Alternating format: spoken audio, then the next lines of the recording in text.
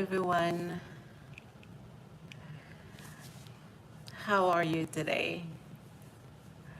Okay, so what I'm going to do is wait a little bit for some people to join because I know it takes YouTube some time to send out notifications and let everyone know that we are live. So I'm just gonna wait a little bit.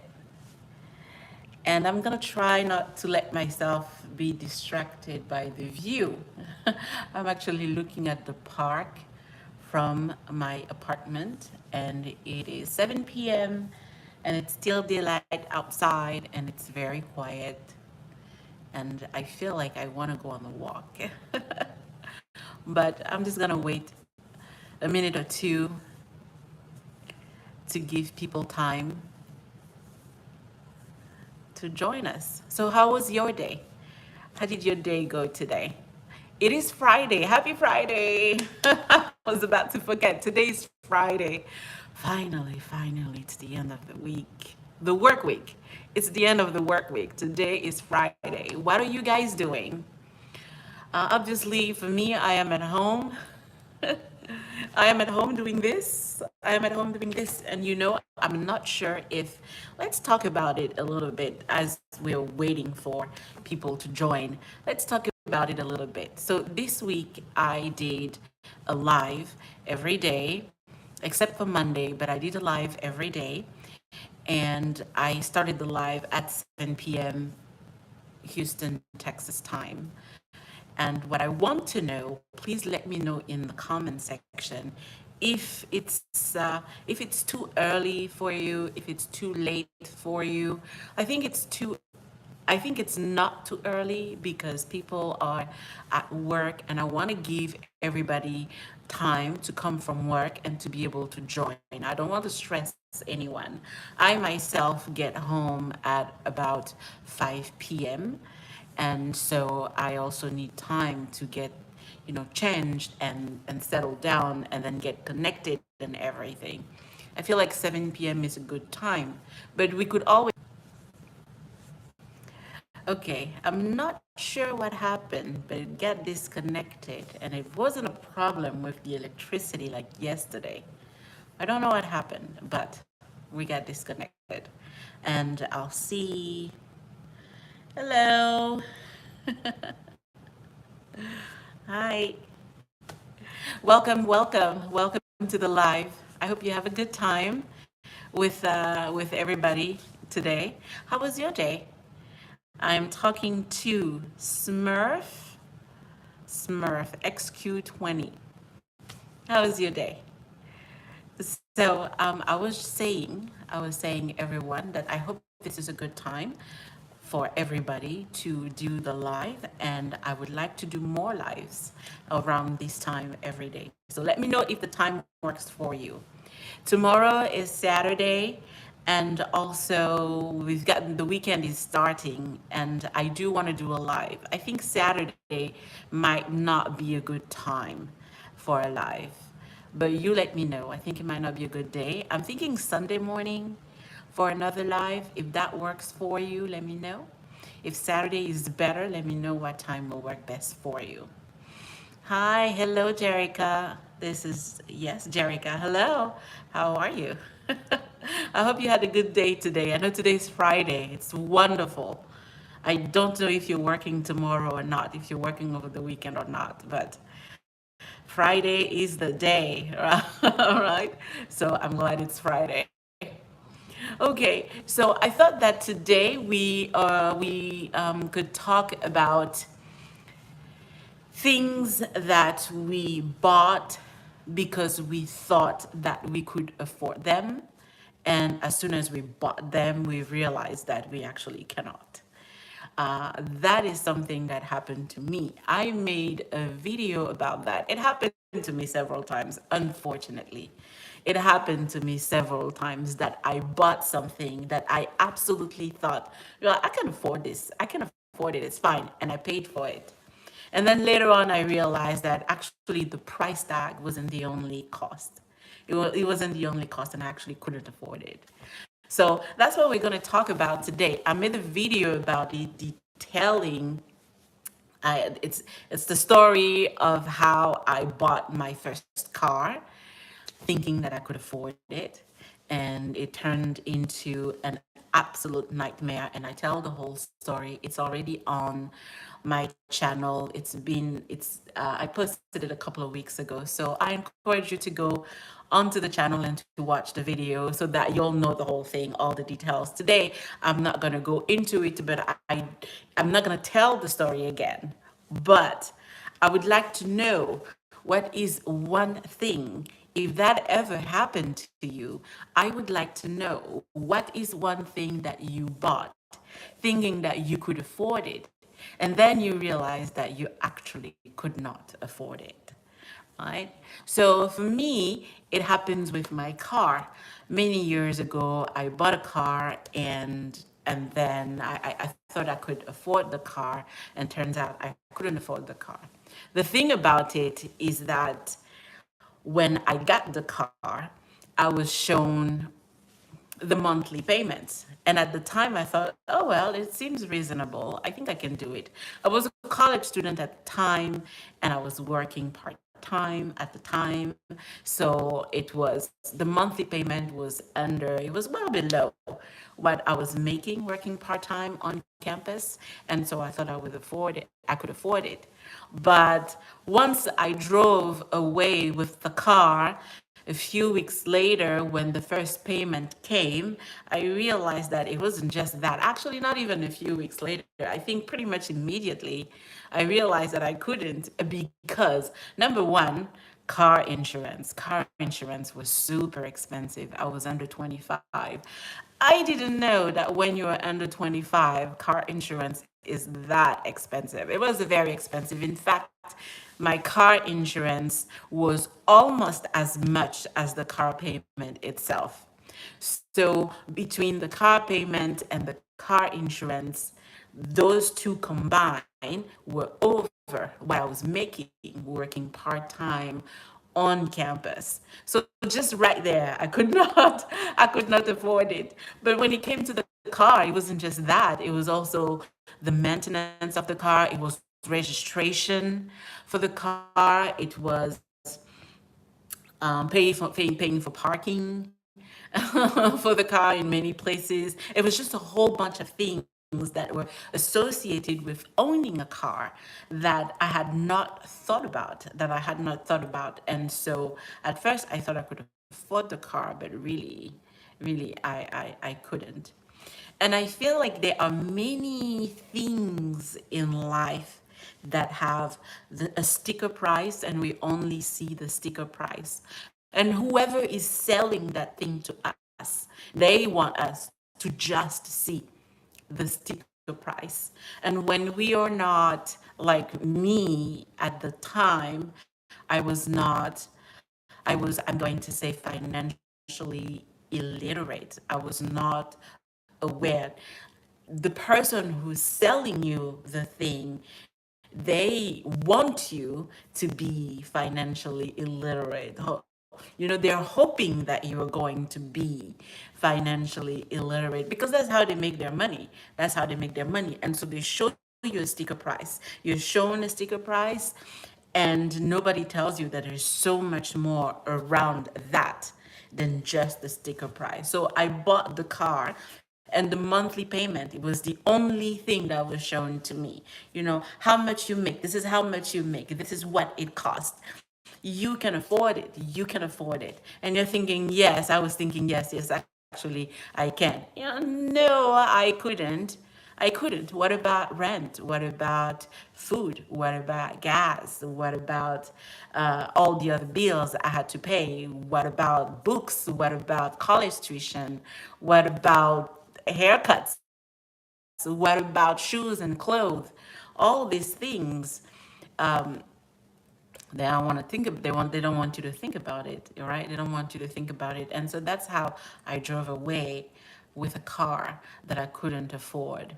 And I think sometimes the issue, sometimes specifically for me, the issue was that I confused buying something with being able to afford it. Buying a thing is completely different it's different from being able to afford it. Could I buy the car? Yes, I could buy the car. But could I afford the car? No, I really couldn't afford the car because there was so much more around owning the car. There was so much more around owning the car. So I'm kind of interested to know if you agree with me on that there is a, oh boys. All right, I don't know what's going on today. I hope this is the same live. We got disconnected again. And yesterday, okay, so yesterday I was live here, and then there was a rain. It rained a lot yesterday, and then we got disconnected because the electricity went out.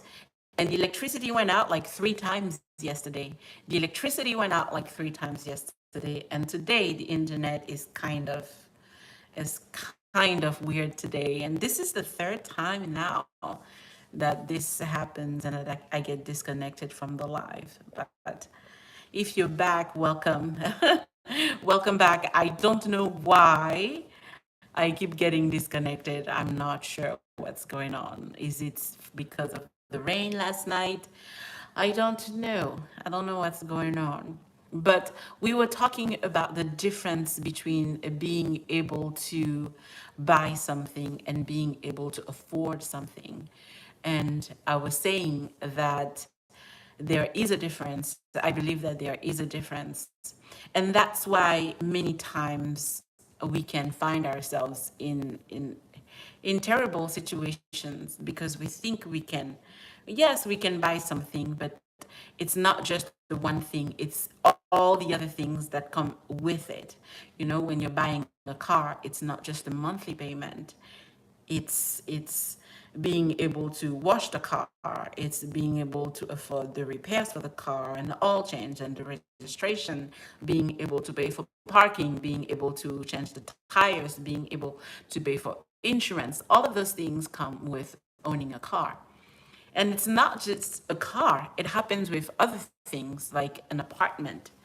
Sometimes I meet people who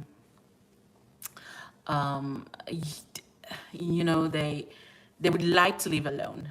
They would like to live alone. They would like to have their own place, but they feel like they can't have their own place. They cannot have their own place because they say rent is so expensive. Yes, rent is expensive, and it's not just rent. It's not just rent. When you go and get an apartment, it's not just rent. And maybe when you look at the rent, you think, well, I can afford it. But the reality of it is that it's not just rent. There is, the moving in deposit, there is the utility, there is the internet and all the bills, water bills, internet, electricity.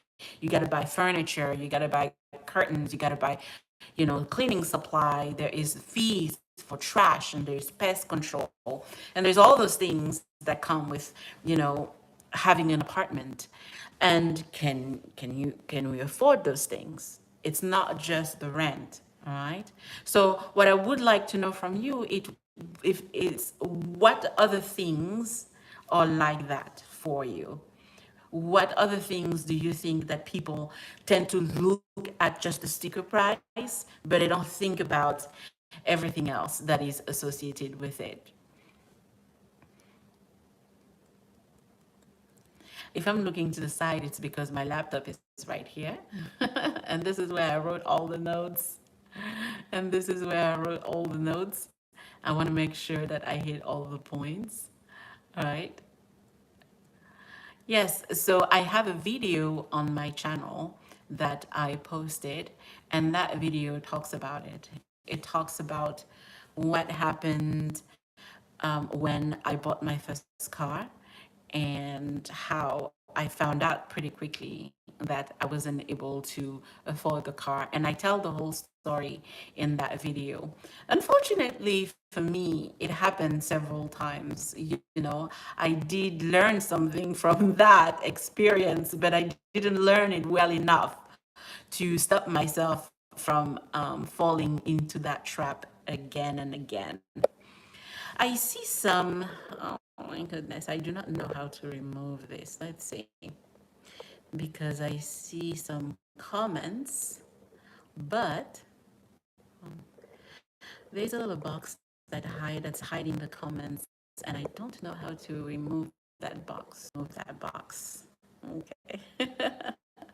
So if you're just now joining us, hello. Hi, my name is Sikolo, and this is a channel called The Solo Budget.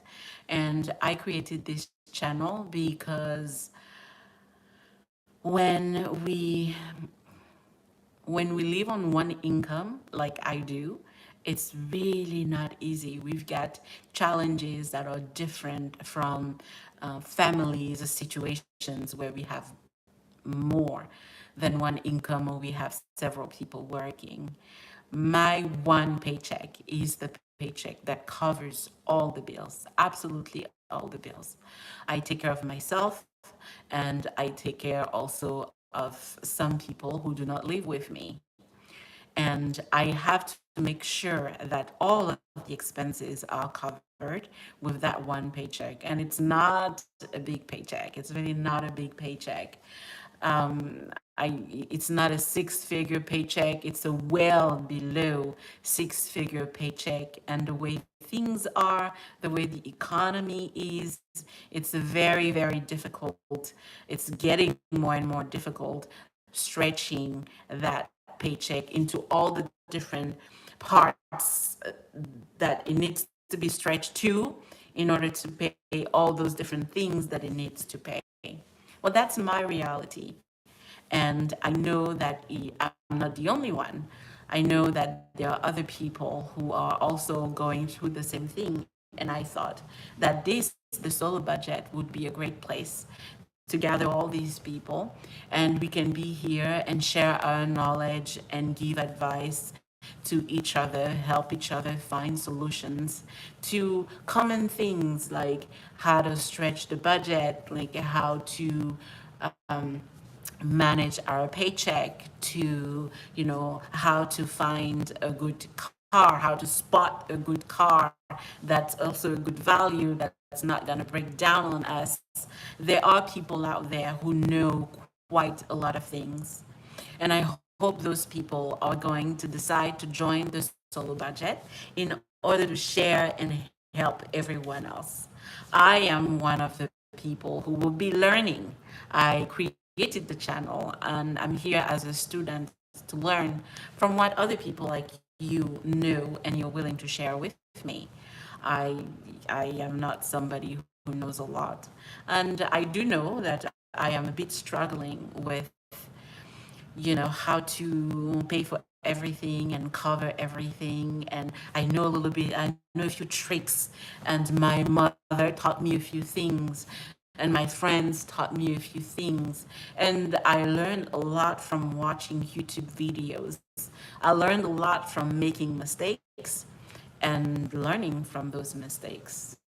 But we don't have to always make mistakes. I think that we can learn from other people and avoid the mistakes that they have made. That's why the solo budget exists.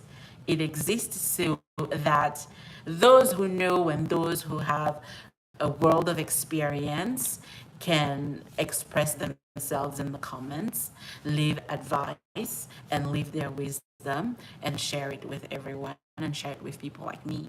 So today I was telling the story about how I bought a car that I could not afford.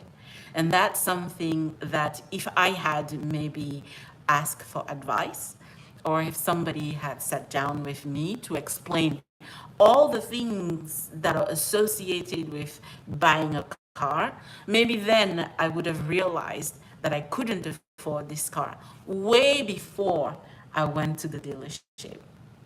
I would have just known that I couldn't afford this type of car and I couldn't afford this much, maybe then. But that was not my experience. I had to learn through my mistake. I went by myself. I went without knowing much about it, and I was talked into buying something that was really expensive that I really could not afford. Funny thing about it, I was in my early 20s. And for those who don't know, I was not born in the US. I did not grow up in the US. I moved to the US the first time because I moved to the US twice. The first time I moved to the US, I was 19 years old. So when I bought the car, I was 22. I was 22, and yes, I knew some English because I'm actually a native French speaker. So I had to learn English when I moved to the US at 19. And I knew some English, but a lot of things were still escaping me. There were still a lot of things that I didn't understand. Not only there was this language barrier, but there was also the fact that there was a lot of things about the US system that I did not know. For example, I didn't know about credit scores. I did not know about credit scores. I was 22 years old and I did not know about credit scores. I did not know how they will affect my life. I did not know how they will affect my purchasing power. I didn't understand how it worked. I didn't even know where to go to be able to see my credit score. I didn't know how it was going to impact my purchase. And I just went there, and there at the dealership, at the car dealership, there I found out about credit scores, and I found out that I couldn't really afford the car, and I found out that I needed a cosigner, and I found out all those things. And this is after I was shown this wonderful car, and he had talked to me about all the wonderful things about this car, and I was determined. I was determined to get the car. And by that time, I wanted the car. So I was going to do anything and everything to get the car, to leave the place with the car. And that's what I did. And that's what I did. And it turned out to be a huge mistake. One of the things that I learned from that experience is that when I'm going to buy something, especially when it's a high ticket item, it's best to just pause for a second. It's best to just pause for a second and give it a little time. Maybe sleep on it and see if tomorrow you still want it, especially when it's a big ticket item like buying a car or an expensive trip or getting an apartment. Sleep on it for a little bit. Wait a day or two and see if in 3 days you still want it. And see if after 24 hours you still want it. And if you still do and it still makes sense that you buy the thing, then go ahead and buy the thing. But when we get so excited seeing something and we want that thing right now, and the person, of course, who's selling it to us is creating a sense of urgency and is telling you that if you don't get it now, tomorrow it's going to be more expensive. Tomorrow you will have to start the whole process all over again. Tomorrow you might not qualify for it. Or they're telling you this is the last one. It is the last one. So you got to get it now because there isn't going to be another one. And we feel that pressure. Anytime I have learned from that experience that anytime I feel pressured to buy something, it's probably best that I just pause. It's probably best that I just pause for a second. That I find the strength to say, you know what? Let me go for a walk and think about it. You know what? Let me distance myself from this building, from this office for a moment, and let me go over there and think about it and see if it makes sense. Let me call you back tomorrow and see if it still makes sense to buy it. And a lot of times, especially with high ticket items, a lot of times I find that it is not worth it. It is not worth it. There is another way. I find, number one, that it wasn't the last one. Okay, we are now tomorrow and it's now 4 days later. And guess what? There's still another item there that I can buy. There's still another car that I can buy. There's still another apartment that I can get. There is still another dress that I can get. Especially when it's a high cost items, I find that it's really important to just pause for a second. And for the person who is selling it, that's how they make a living. I don't blame them for putting pressure on people to get things. I do not blame them for that because it is their job. You know, a salesman is a salesman. The purpose of his job is to sell things to people. And that's how they feed their families. That's how they put food on the table. That's how they pay for housing and stuff. And so they have to be good at what they do, and they have to be, with the way the economy is, unfortunately, sometimes they have to be a little bit pushy. Do they really have to be? No, but it's a difficult world out there. It's a difficult world out there, and we're all doing what we can to survive. But I do feel that it is my responsibility. It is my responsibility to be aware of how I spend my money. It is my responsibility to be aware of how I manage my money. It is my responsibility to be financially literate. It is my responsibility, not theirs. Their job is to sell me stuff. Louis Vuitton's job is to sell stuff. But it is my responsibility to know that I probably shouldn't buy this $1,400 bag because I got rent to pay and it is $1,400. So it's either the bag or the rent. It's the bag or the rent, right? It can't be both. Not in my life. Not in my life. It can't be both, okay? It's the $1,400 bag or the $1,400 rent. That's my job, to know the difference and to be able to say, you know what? Thank you very much, Mr. Louis Vuitton, but I think that I will, I'm going to sleep on it. And let me see tomorrow, let me see in 24 hours if I still think that I should spend that kind of money on a bag. It's not Louis Vuitton's job. And so that's the thing that I didn't know at the time.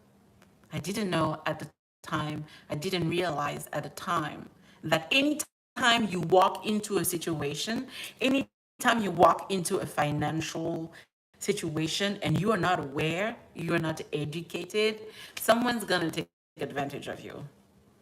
Somebody's going to take advantage of you for sure. For sure. And in the video, I talk about how this gentleman was so nice. He was so nice to me. And he was an older gentleman and talking about, he talked about how he had just bought a car for his daughter. Is that true? I don't know. Now, many years later, I wonder if that was true or not. Does he really have a daughter? Did he really buy the car for his daughter? But at the time, I believe it was true. And I was there with him thinking, oh, this is such a nice gentleman, he's really nice.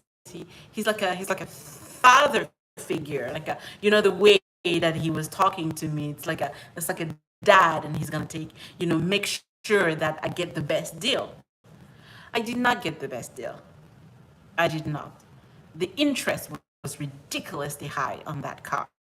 Go and check the video and you'll find out just how high the interest of that car was. It was higher than 2026 interest, and it is already terrible right now. It's terrible right now. But the interest back then, 15 years ago, was even higher on that car. The interest on that car was higher than what it is right now. It's to tell you, it was bad. It was really bad, right? That person was not looking out for me. And I thought that he was. So it is my job to be financially literate so that I don't fall into this kind of trap because it's the money that I work. It's the money that I work, right? And so I should be in control of how it is spent. I should be in control of how it is spent. So I was very surprised by the cost of the car. I was very surprised by the cost of the car. Eventually, you will see it in the story. Eventually, the car was repossessed. Eventually, the car was repossessed. I woke up one day and the car was gone. It wasn't there anymore. And that's not the end of the story, right? That is not the end of this crazy story. I posted the story on my channel. I hope you go and check it out and find out exactly how it went at the dealership when I got the car. And then I had to make a pretty embarrassing phone call after I found out that my car had been repossessed. And I got a crazy answer that, oh, Lord, Lord. But I hope you find the story at least entertaining. Today, I can laugh about it. I can laugh about it today. But I wasn't laughing back then. And I didn't laugh about it for many, many years because I did find out the importance of a credit score.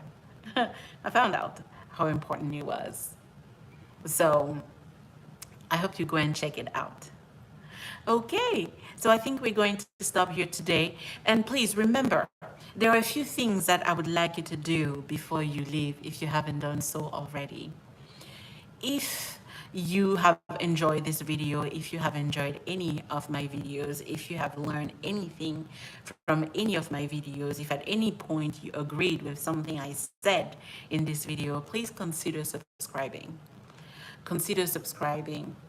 If you are like me and you are on a solo budget, you live on a solo budget, your paycheck must cover all your expenses and even other people's expenses. Please consider subscribing, consider joining the community so we can learn from each other, so we can help each other out. Also, like the video before you go. Please like the video. And what else can you do? You can subscribe. You can like. Do leave me a comment. Let me know. Let me know what is one thing that you bought thinking that you could afford it and then very quickly found out that actually you couldn't and that it's super expensive and now you've got these payments for months and months and months and years even, and you're just thinking, oh man, I wish I had not done that. I wish I had not done that. So if that had happened, if that has happened to you or someone that you know of, please let us know in the comment what is that one thing. I think it's important to know because, when someone comes and watch the video and read the comments, I'm one of those who always read the comments. And if somebody reads the comments, at least they'll see and they'll be like, oh, okay, yeah, kids are expensive, right? You only see that they're cute. You only see that they're cute, and the commercials only show you that they're cute, but they don't show you how much they're expensive, really. Kids are super expensive. Okay? All right, very good. Now, the other thing that I would like to mention, when I was a child, when I was 11, 10, 11, 12, I had a PayPal. Is that called a PayPal? Yeah. No. PayPal is the company. It's the money thing. I didn't have a PayPal. I had a pen pal. I had a pen pal, and his name was Patrick. And I live on a small island in a very small country on the west coast of Africa. And Patrick was in Canada. He lived in French Canada. And we became pen pal, and we were pen pal for quite a long time, actually. We were pen pal through our entire childhood and teenage years and even adulthood. It was a wonderful friendship. And this friendship was created by this thing. We would send each other letters. Every month I would get a letter from him. And I really enjoyed getting a letter from somebody that was somewhere else in the world, and he talked about his life and school and how things were going. And I did the same. These days, I don't get those letters anymore in the mail. Every time I open my mailbox, it's a bill, or, it's somebody trying to sell me something. And I don't find the same joy from, opening my mailbox these days. I do not. And I miss the days that I would just get a letter from somebody that says, hey, how are you? you know? And so that's why I have a community called Letters from Sikolo. And Letters from Sikolo is me sending you a letter every month. I send one letter every month. It comes in a very pretty envelope. You will recognize the envelope immediately when you see it, among your stack of bills or anything, if your mail is like mine. And in that letter, I talk about things that I don't share here on social media. I talk about things that, are happening in life. I talk about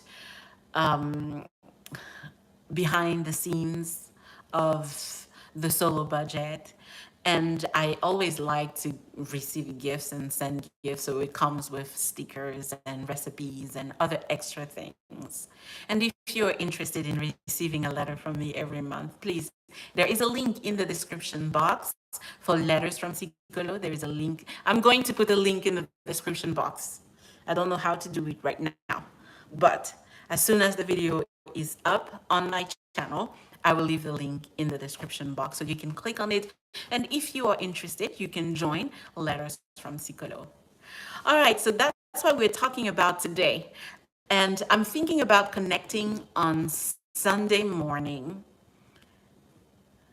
or Sunday evening. I don't know. Please let me know in the comment, like, when would be a good time to connect on Sunday. Is it Sunday morning, Sunday night, maybe later on, like 8 p.m. or 9? Just let me know. Okay? It was so nice to have you, and I hope you had a good time. And I will see you on Sunday. Goodbye.